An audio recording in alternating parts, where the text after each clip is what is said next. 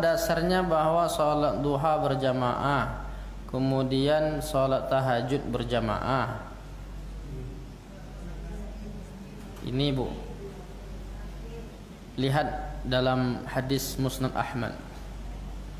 Anna Rasulullah sallallahu alaihi wasallam shalla fi baitihi subhatad duha. Diriwayatkan hadis ini dalam kitab Musnad Ahmad dari Itban bin Malik radhiyallahu anhu. Rasulullah pernah salat duha di rumahnya, di rumah Itban bin Malik. Lalu para sahabat berada di belakangnya. Lalu mereka mengikuti salatnya, maksudnya menjadi makmum. Ya, mengikuti fasallu bi salati, fasallu bi salati. Nabi rukuk, dia ikut rukuk. Salat apa? Salat duha. Jadi orang mungkin ragu salat duha itu kan salat sendiri kan aslinya.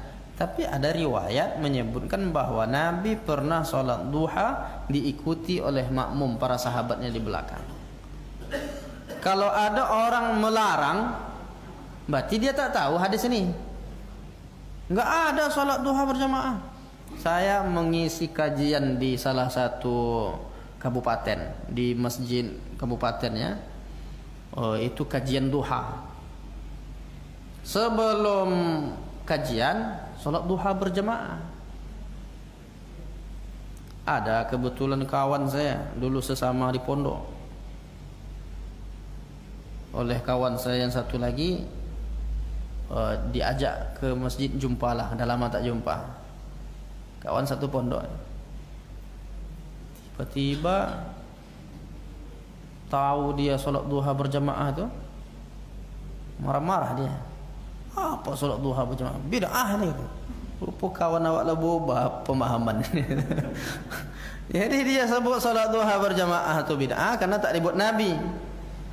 Saya akhirnya jumpa, saya jelaskan dan saya hadiahkan kepadanya buku saya itu, ada hadis ini, buku tentang ikhtilaf seputar solat itu kan ada tentang solat duha ni berjamaah. Baca nih baik-baik. Oh, ada rupanya katanya. Alhamdulillah. Paham itu. Ya karena boleh jadi orang tak boleh katanya itu karena tak tahu aja, atau karena belum tahu kan. Ada dasarnya. Walaupun dalam pembahasan fikihnya nanti ada penetapan atau pemahaman bahwa salat duha itu enggak lazim dilaksanakan berjamaah. Seperti misalnya pendapat Imam An-Nawawi ini dalam syarah Imam An-Nawawi, syarah Sahih Muslim. Apa kata dia? Jawazun nafilah jamaah. Boleh mengerjakan salat sunnah secara berjamaah, walakinnal ikhtiyar fihal infiran. Namun pilihan yang bagus adalah sendiri-sendiri, munfarid.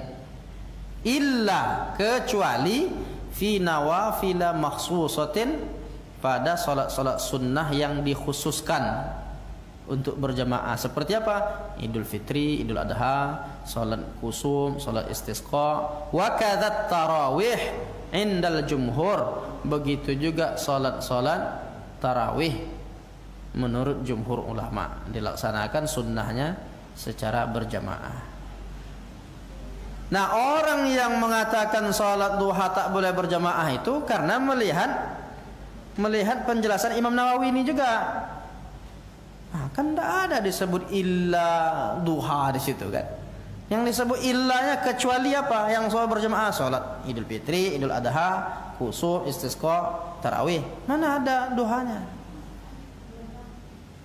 Kalau ada orang mempertanyakan itu, maka penjelasan ini salah satunya lihat hadis atas. Apakah kita mau menyalahkan masa Nabi tak ikut sunnah? Kan parah itu pemahamannya. Nabi kok tak mengamalkan yang sebenar? Karena Nabi buat, itulah kita bisa melaksanakannya. Artinya kalau ada orang tanya, ada tidak dalilnya sholat duha berjamaah? Ada. Tapi kalau ada ulama mengatakan aslinya sendiri, terus sholat duha berjamaah itu boleh saja untuk pendidikan, boleh. Ada pendapat ulama seperti itu. Seperti umpamanya di sekolah-sekolah itu kita mengajarkan anak-anak itu sholat duha buat berjamaah, atau jamaah juga, termasuk sholat tasbih itu kan bahagian dari pendidikan. Orang tak tahu gimana sholat tasbih itu. Makanya dibuat berjamaah itu tujuannya mendidik sampai masanya nanti sholat tasbih lah sendiri. Begitu juga sholat tahajud berjamaah. Nah itu semua bahagian dari pendidikan dan itu sah karena beberapa riwayat tentang bahwa Nabi sholat malam diikuti oleh Abdullah bin Abbas, pernah juga diikuti oleh Ali bin Abi Thalib, dan itu semua dalil-dalil bolehnya sholat duha, sholat tahajud, sholat tasbih berjamaah. Gitu Bu ya.